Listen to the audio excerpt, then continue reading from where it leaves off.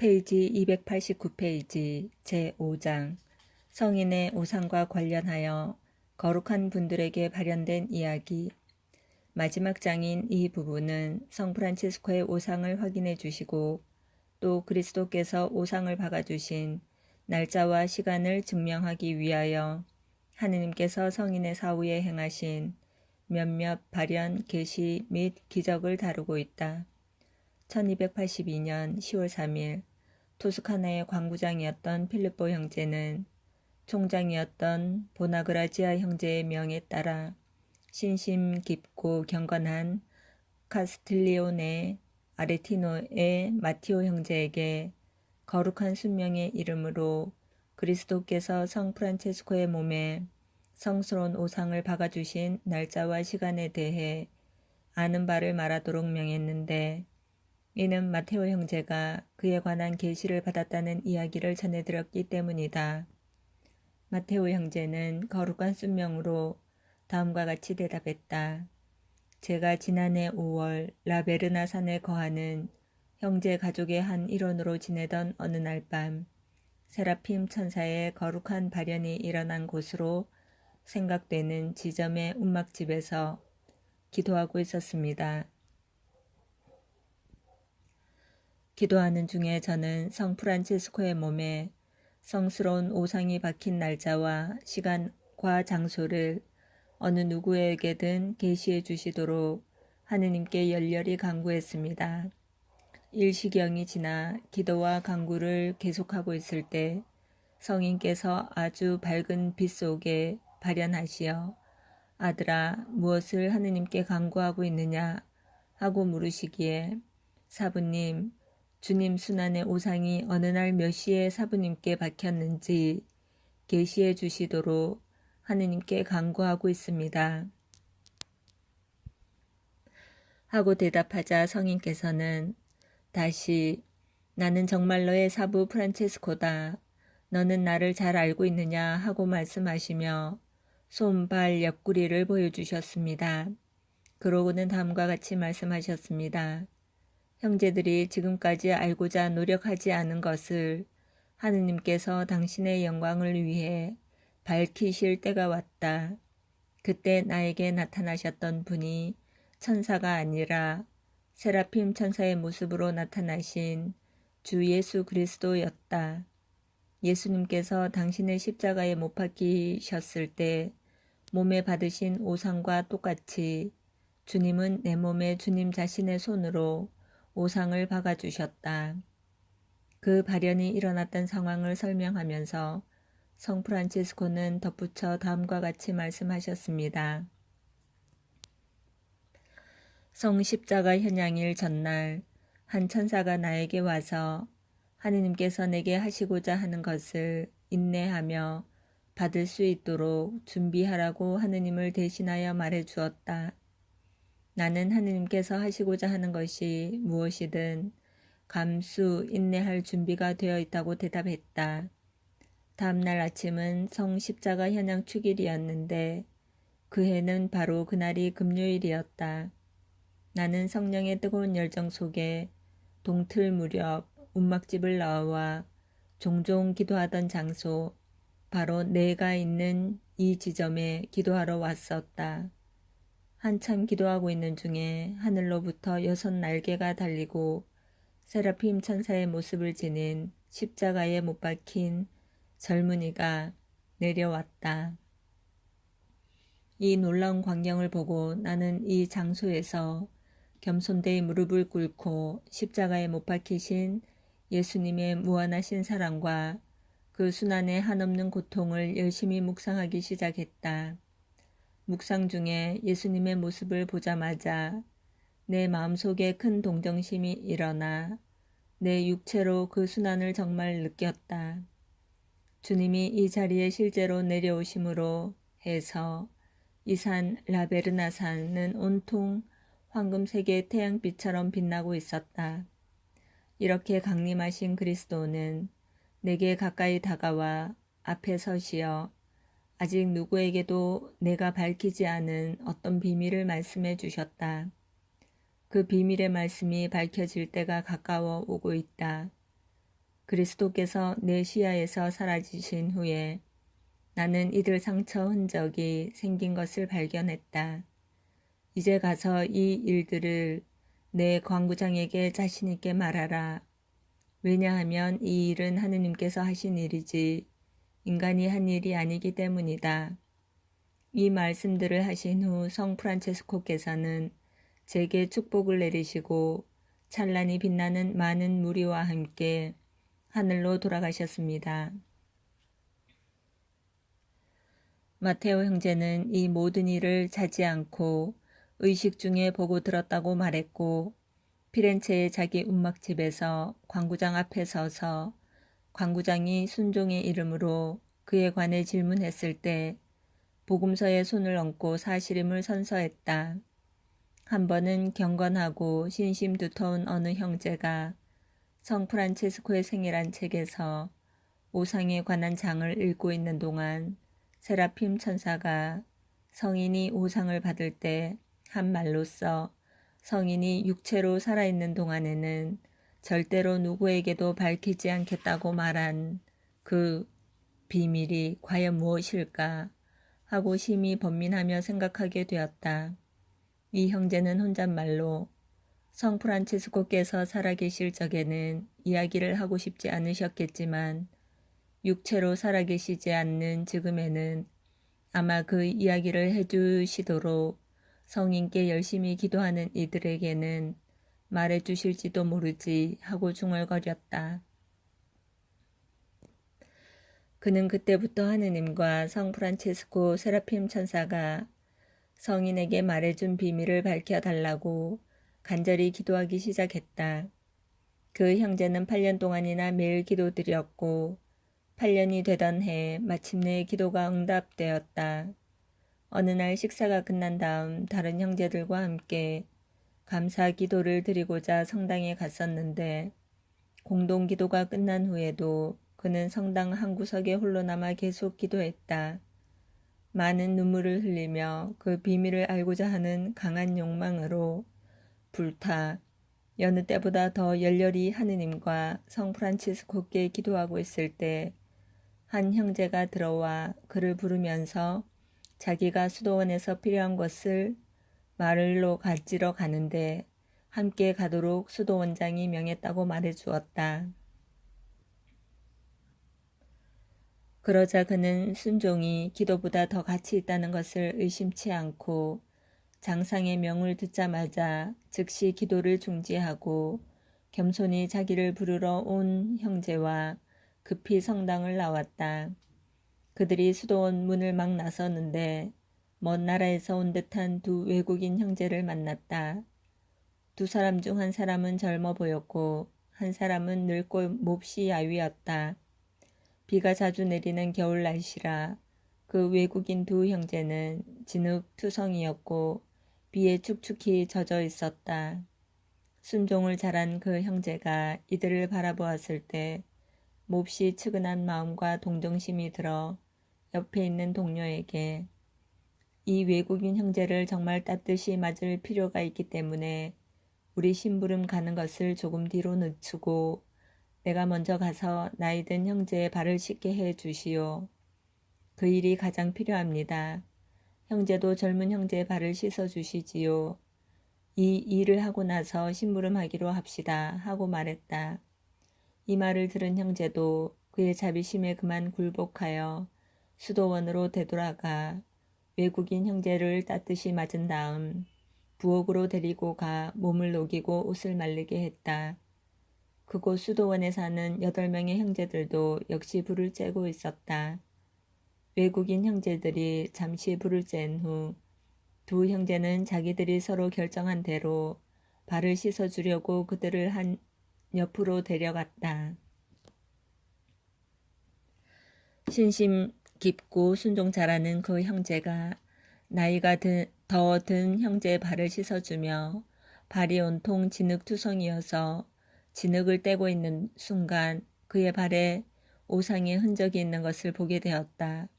경악과 환희를 금치 못하여 큰 소리로 형제여 당신은 그리스도가 아니면 성 프란체스코이십니다 하고 외치며 발에 친구하며 포옹했다.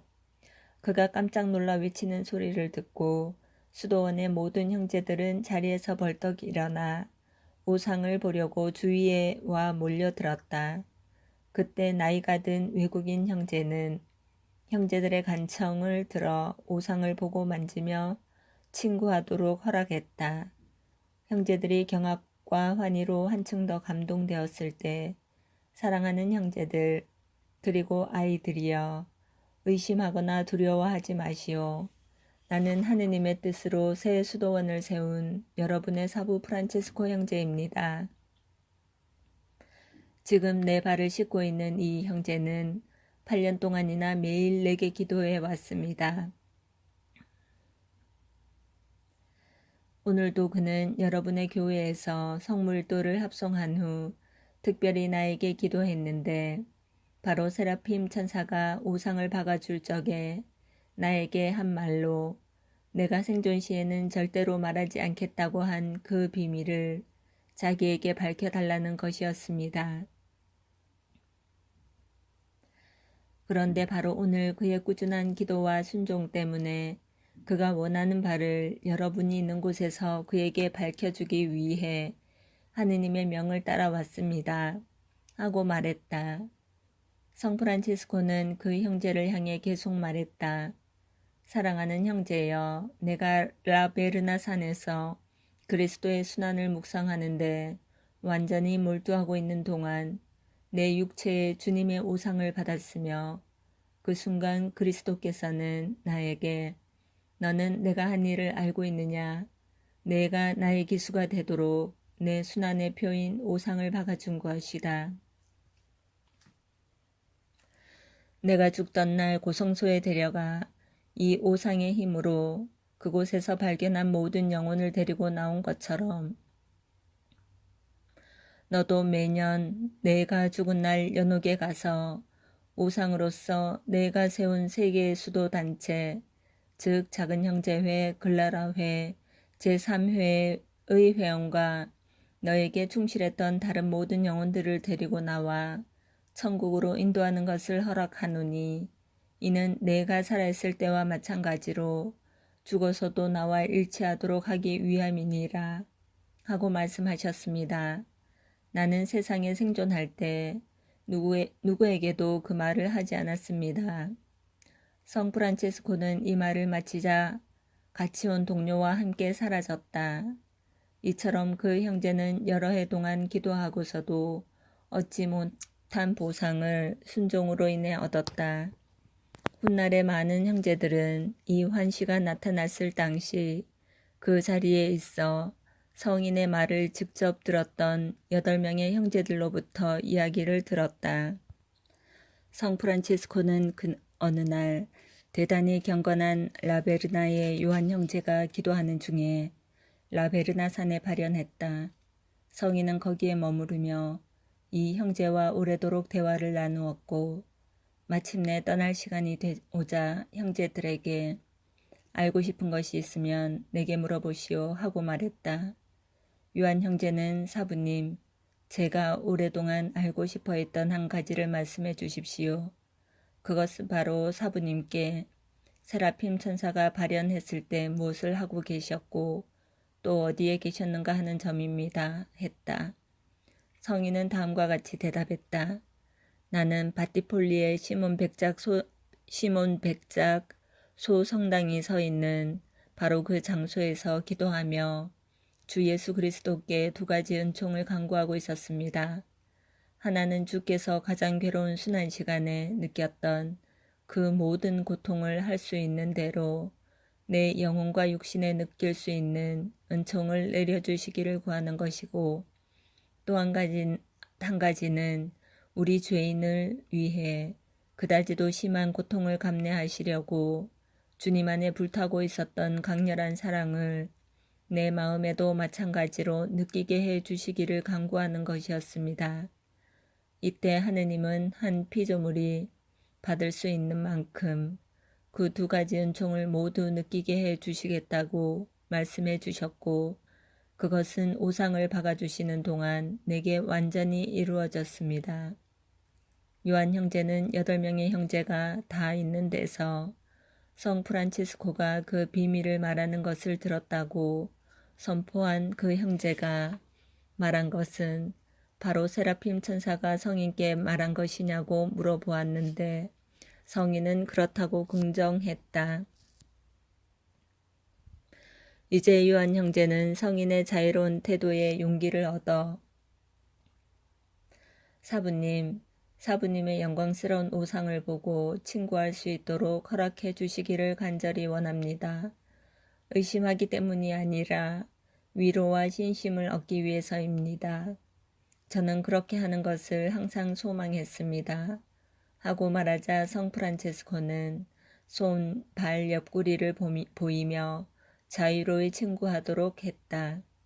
마침내 그는 사부님, 복되신 그리스도께서 오시어 거룩한 순환의 표를 박아주시는 것을 보셨을 때 사부님의 영혼은 말할 수 없이 큰 위안을 받으셨을 것입니다. 하느님께서 지금 제게도 그 단맛을 조금이나마 느끼게 해 주시면 얼마나 좋겠습니까? 하고 말하니 성 프란체스코께서는 형제는 이 못들을 보고 있습니까? 하고 물었다. 요한 형제가 예 하고 대답하자 내 손에 박힌 이 못을 한 번 더 만져보시오 하고 성인은 말했다. 큰 경외심과 두려움 속에 형제는 못에 손을 갖다 댔다. 손을 대자 한 향기가 갑자기 못에서 나와 유향이 탈 때의 연기처럼 낯선 모양으로 빙빙 돌아왔다. 요한 형제가 이 향기를 맡자 그의 영혼과 육신은 너무도 달콤한 맛으로 축축히 적셔져서 그만 그는 무아지경 속에 하느님께 몰두되어 의식을 잃고 말았다.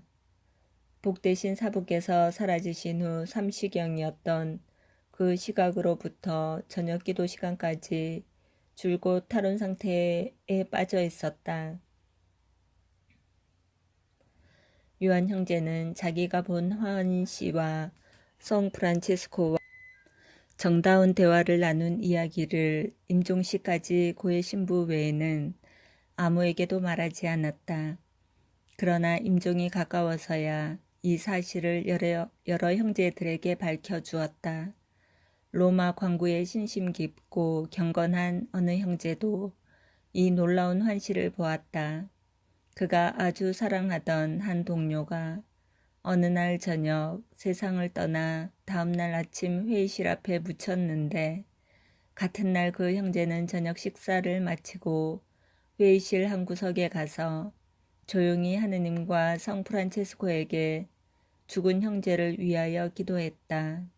간구와 눈물로써 기도에 전념하고 있는 동안 정오가 되어 형제들이 모두 오후 휴식을 취하러 갔다. 그런데 복도에서 뭔가 굉장한 것이 움직이는 소리를 들었다.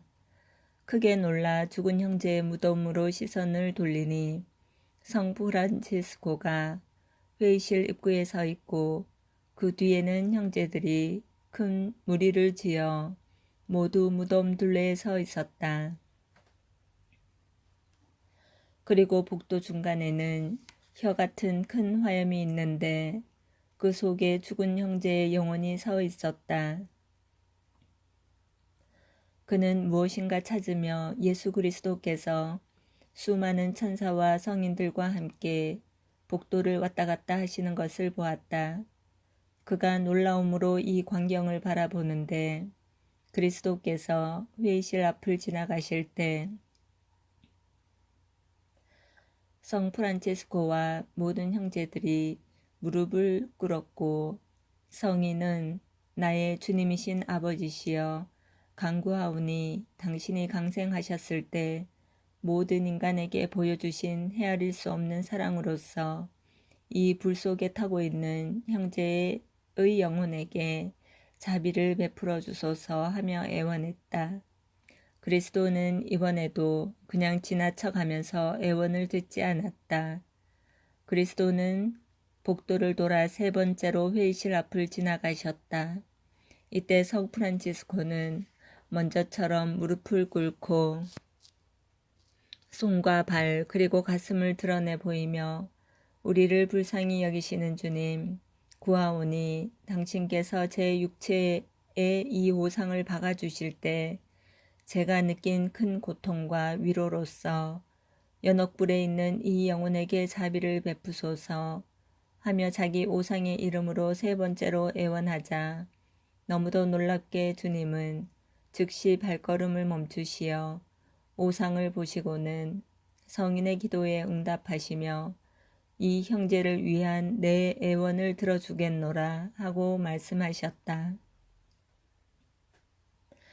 이와 같이 그리스도는 분명히 성 프란치스코의 영광스러운 오상을 확인하시고 귀중히 여기시고자 하셨으며 성인에게 오상을 박아주실 때 말씀하신 대로 연옥에 간 형제의 영혼이 이 오상으로 인해 다른 어떤 방법보다 더 쉽게 고통에서 벗어나 천국의 영광을 누리게 되었음을 공적으로 나타내시고자 하셨다.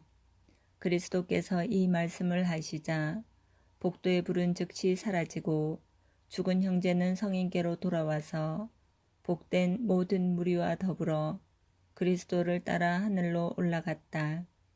형제를 위하여 기도해 준 동료 형제는 그 형제가 연옥의 고통을 벗어나 하늘로 올라가는 것을 바라보는 마음은 한없는 기쁨으로 가득 찼다. 훗날 이 형제는 자기가 본 그 환시를 차근차근 조리 있게 다른 형제들에게 말해 주었고 그들은 모두 하느님께 찬미와 감사를 바쳤다. 성 프란치스코께 대한 신심을 가지고 있었고 마침내 제속 형제회의 수도복을 받았던 루돌프라고 하는 산 베드로의 마사에 사는 어느 훌륭한 기사는 다음과 같이 성인의 죽음과 거룩한 오상을 확인했다. 성인이 임종에 가까웠을 무렵 마사에 사는 한 여인에게 마귀가 들어가 잔인할 정도로 그 여인을 괴롭혔을 뿐 아니라 거기에다 아주 미묘한 지식을 가지고 말하게 만들어 버려 그 여자는 자기에게 논쟁하러 온 박식한 사람과 유명하다는 박사들을 모조리 이겨냈다. 한 번은 이 마귀가 이틀 동안 떠나가서 그 여자를 자유롭게 했다. 3일이 되던 날 다시 돌아와 전보다 더 난폭하게 그 여자를 괴롭혔다.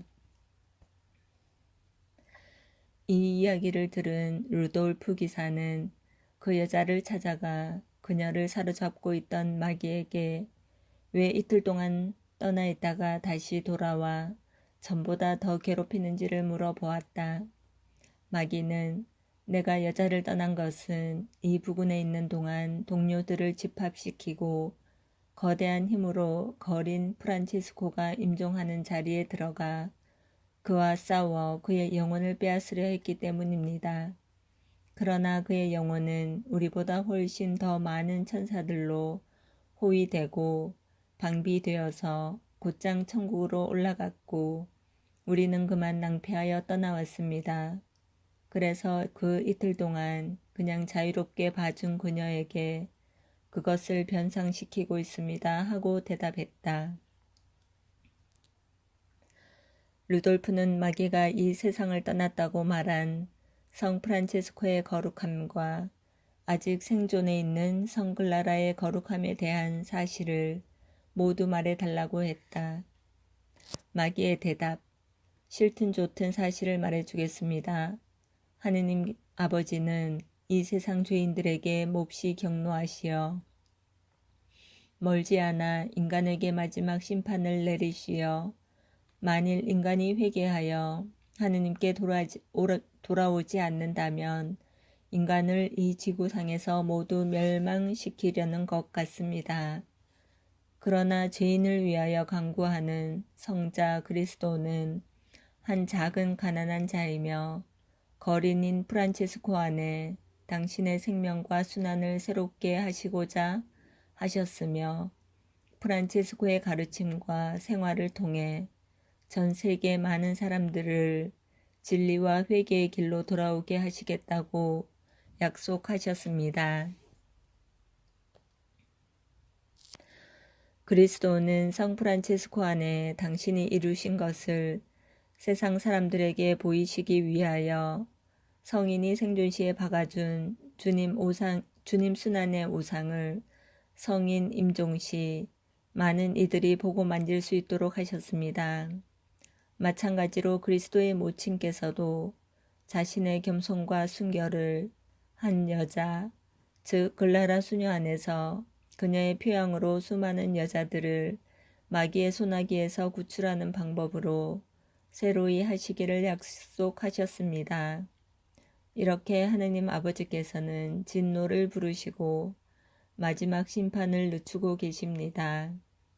루돌프는 거짓말의 거소이며 아버지인 그 마귀가 정말 사실을 이야기하는지, 특히 성 프란체스코의 죽음에 대하여 사실을 이야기하는지 확실히 알고 싶은 마음이 들어 믿을 만한 시종 하나를 아시시의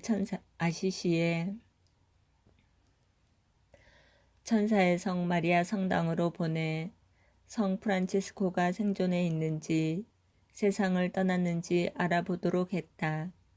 성당에 도착한 그 시종은 그것이 정말 사실임을 알고 그 주인에게 돌아와 마귀가 말한 바로 그날 그 시각에 성인은 세상을 떠났다고 보고했다.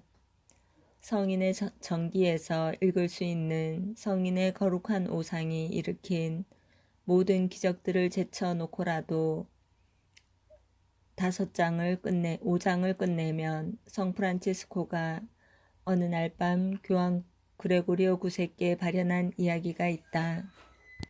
교황께서 훗날 말씀하신 바대로 교황께서 성인의 옆구리 상처에 대해 약간 의심을 품고 있을 때 성인이 발현하시어 자기의 오른판을 조금 쳐들어 옆구리의 상처를 보이시며 빈 병을 하나 가지고 오라고 했다.